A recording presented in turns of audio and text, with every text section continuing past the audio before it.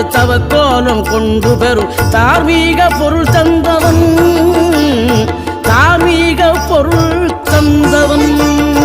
ஆறுபடை வீடும் அருள் வழங்கும் முருகா அருகே அணிவோடோடிவா. மூவிரண்டு முகம் ஜொலிக்க 2 கரங்களுடன் ஆதரவு தரவோடிவா.